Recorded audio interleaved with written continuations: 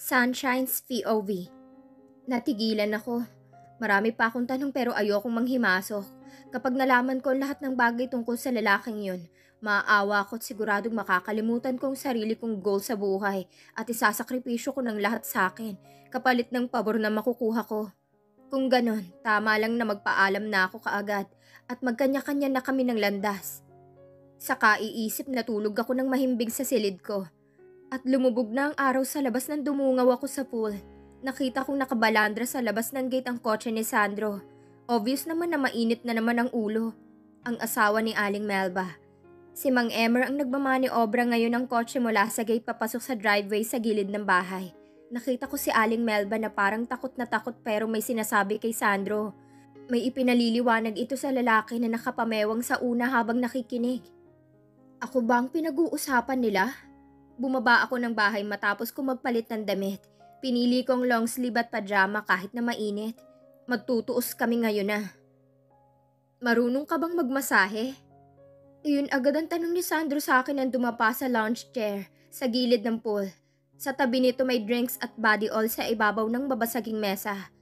Iilan ang ilaw sa paligid dahil pinatay niya. Umatras ako ng isa mula sa pagkakatayo ko sa tabi niya.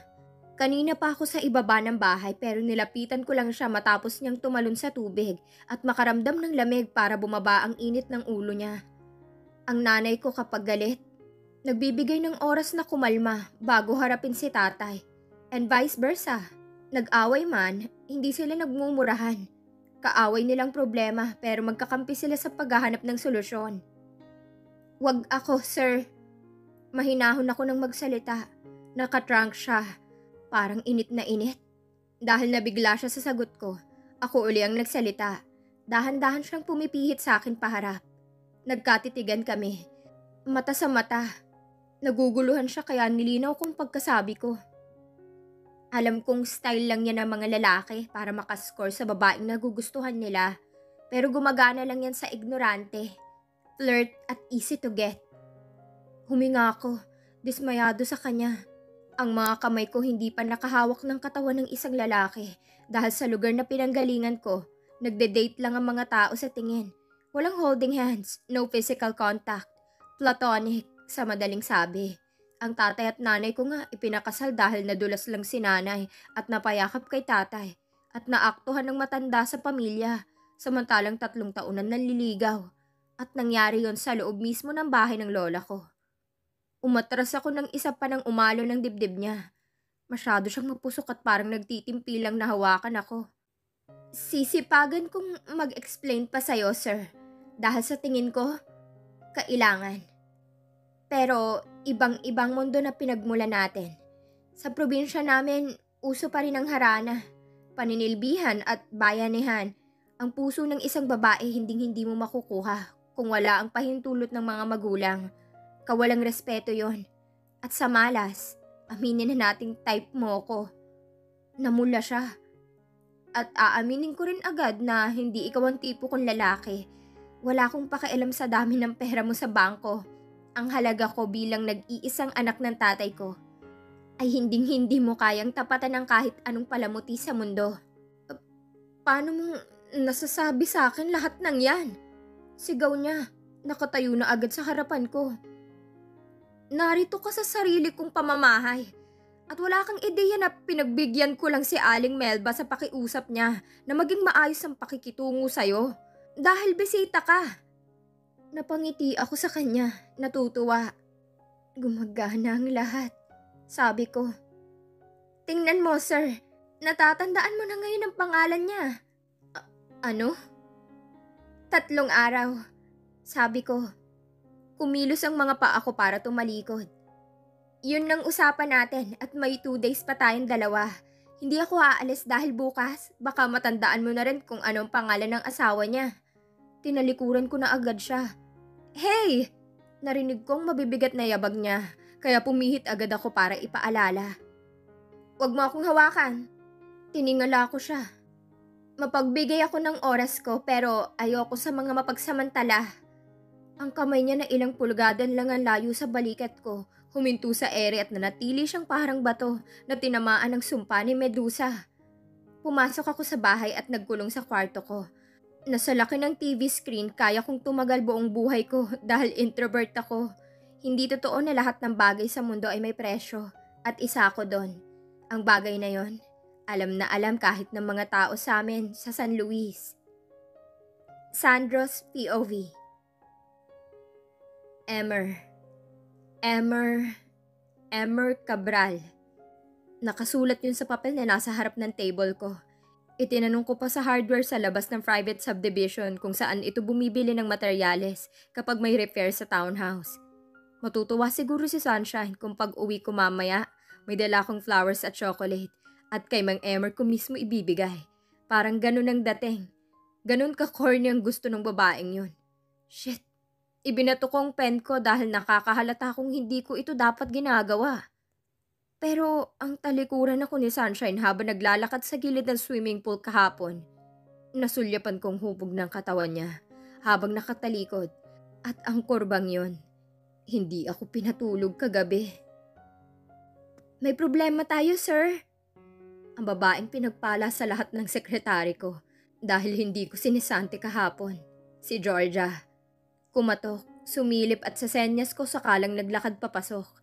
Dahil sa natatanging pribilehiyo, nadagdagan ng 10% ang confidence niya at nagustuhan ko yun. Ganito bang feeling ng may regular employee na nag-aasikaso sa'yo? Ibinigay ko sa kanyang buong atensyon ko. Nag-resign daw po sabay-sabay ang mga skilled laborer sa residential project na nasimulan na natin last week. Halos buong team na naka-assign doon, nag-back out po kaninang umaga. Ano? Para akong tinamaan ng higanting troll at napisa ang utak ko. At bakit naman nila yung gagawin? Isa ako sa mataas na magpasahod, 'di ba? At si Lolo pala. Dahil kung akong masusunod, babawasan ko pa. Sabi ng ilan sa upper management, nag-alok daw po ang isa sa kalaban nating company ng parehong salary and benefits. Pero may kontrata na kaagad for 3 consecutive years. Hindi pa ako nakakahinga. Idinugtong niya. Isa pa, sir, may problema din tayo sa isa pang site tungkol sa regulatory issues na bigla na naman nagkaroon ng adjustment.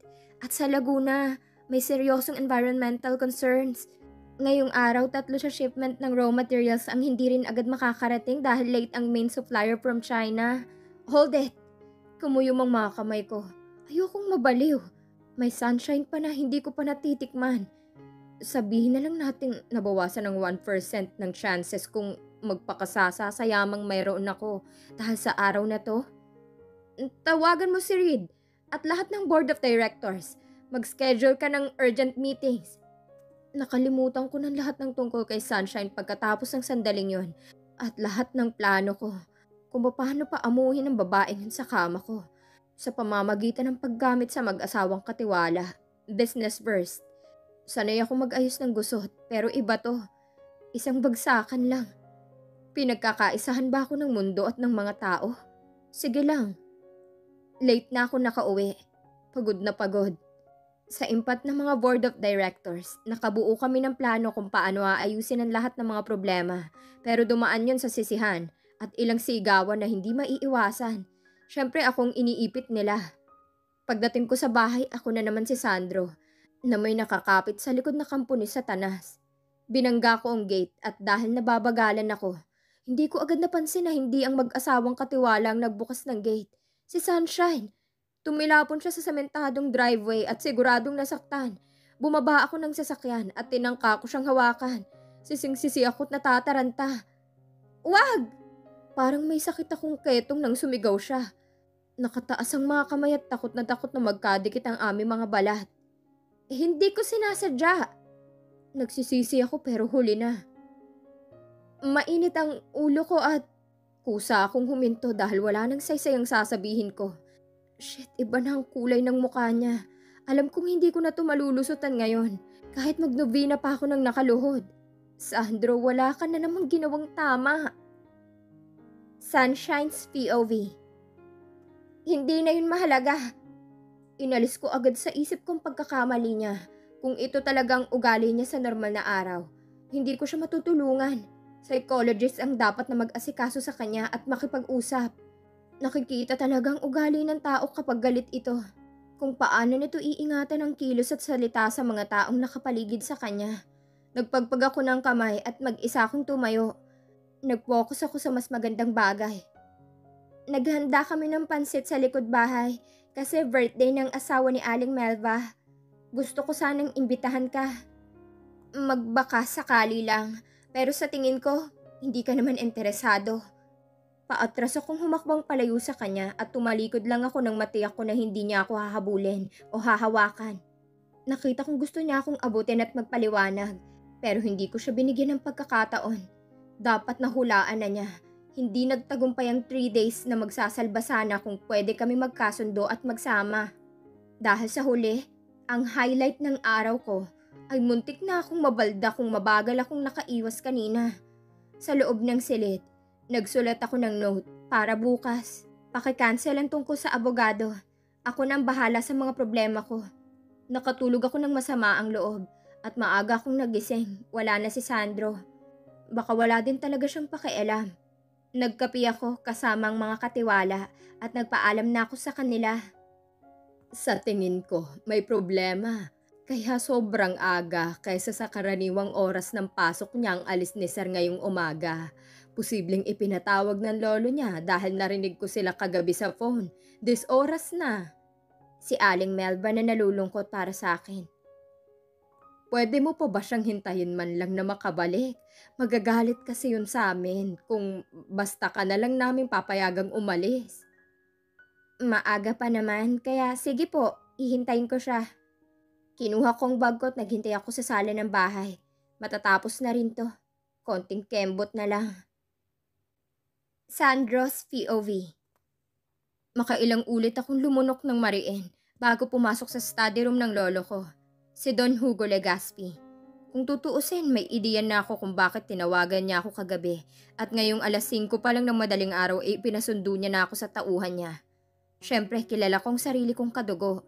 Sa timbre pa lang ng boses, kontrol at lamig. At yung kagabing pinakamalala sa lahat dahil hindi niya ako agad binulyawan. Ibig sabihin, berdugong haharap sa akin at leeg kong inaasam niya. Ang isa pang palatandaan, hindi pa ako ginambala ng Don sa oras na alam niyang galit ako. Kaya naman pinalipas pa niyang oras bago ako niyanig sa sarili kong pamamahay. Gusto niya na nasa tamang elemento ako dahil ayaw din niya ng mga maling sagot. Oo, sa kanya ko nga pala namana yun. Pero ano bang bago? Ganito na ako magpatakbo ng negosyo mula pa nang hinawakan ko to sa loob ng halos 2 dekada na. Overachiever ako nung nag-aaral. Hindi ko siya binigyan ng kahit anong kahihiyan. Ang focus ko noon trabaho lang. Maliban yung mga oras na nabaliw ako kay Tatiana Lagdameo sa loob ng 3 taon. Nung mangyari yon, muntik na ako magpakamatay.